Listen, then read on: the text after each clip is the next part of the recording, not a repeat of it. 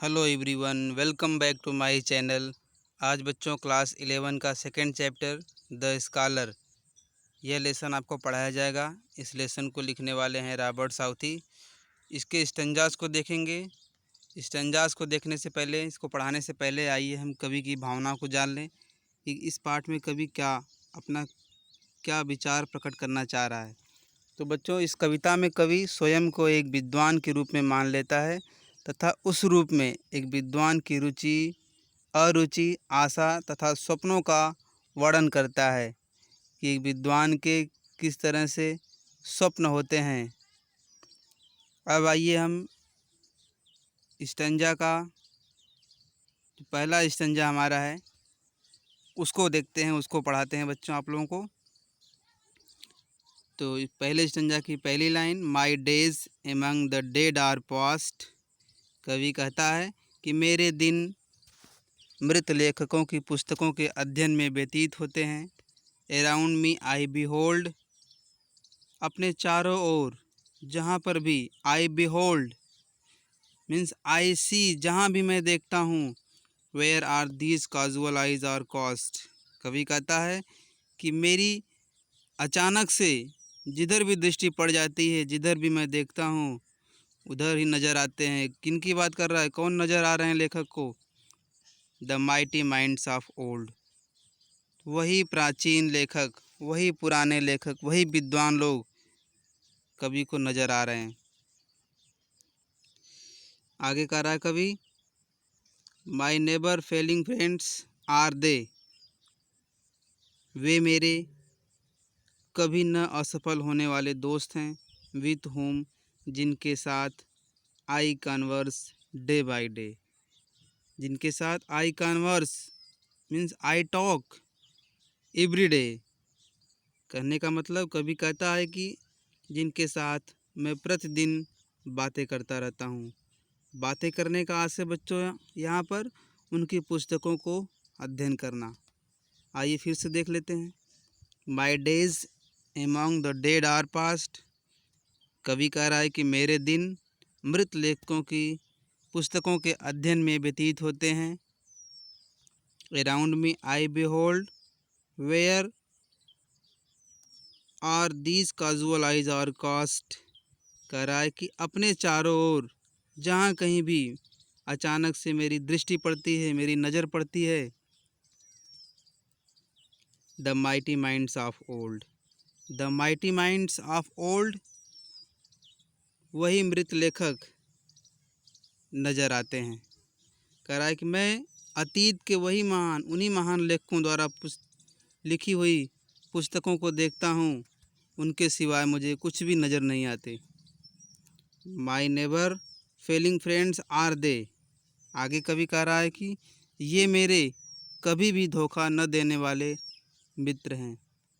With whom, जिनके साथ आई converse day by day, जिनके साथ आई कॉन्वर्स मीन्स आई टॉक, मैं बातें करता हूँ, डे बाय डे, दिन प्रतिदिन, अर्थात मैं जिनकी पुस्तकों का प्रतिदिन अध्ययन करता हूँ। तो फर्स्ट स्टंजा हो गया। अब आइए हम आपको सेकंड स्टंजा बताते हैं बच्चों। तो दूसरे स्टंजा में देखते हैं, stanza number 2, with them I take delight in weal. दूसरे स्टंजा में कवि कहता है विथ देम, उन्हीं के साथ, I take delight in weal, मैं सुख में आनंद की प्राप्ति करता हूँ। Weal means joy, delight means बच्चों जॉय होता है। तो कवि का भाव यहाँ पर क्या है? With them I take delight in weal, उनसे मैं सुख में आनंद प्राप्त करता हूँ। एंड सीक रिलीफ इन वो, तथा दुख में सांत्वना प्राप्त करता हूँ। रिलीफ, रिलीफ मतलब बच्चों होता है सांत्वना, सांत्वना। और वो VWOE, वो मीन्स चारों। यहाँ पर देखिए, ये जो रिलीफ है, तो रिलीफ का मतलब होगा बच्चों सांत्वना, और WOE, वो का मतलब होगा चारों, दुख।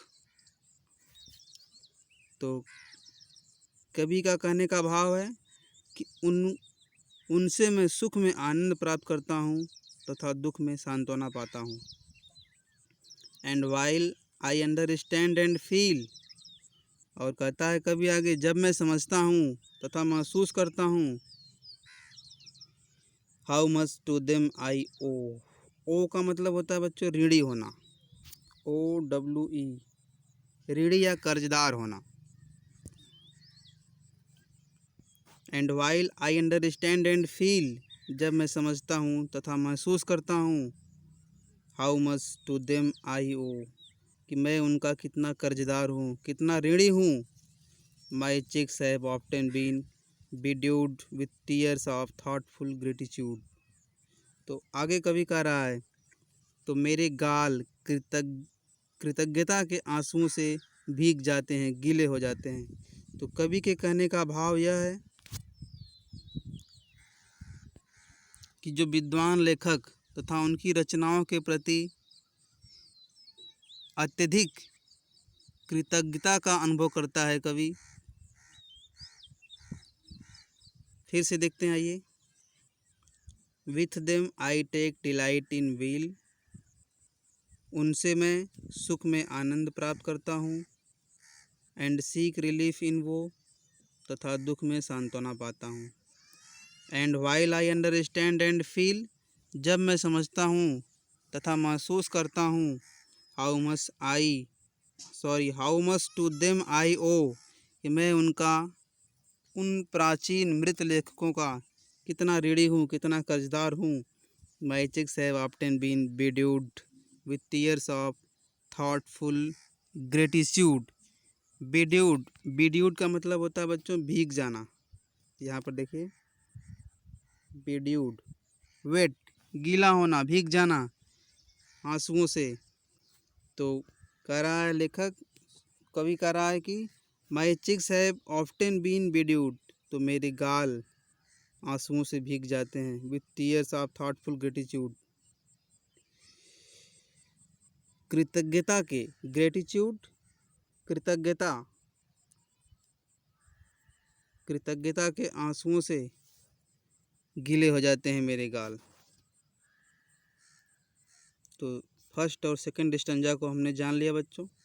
नेक्स्ट वीडियो में हम थर्ड और फोर्थ स्टंजा कवर करेंगे।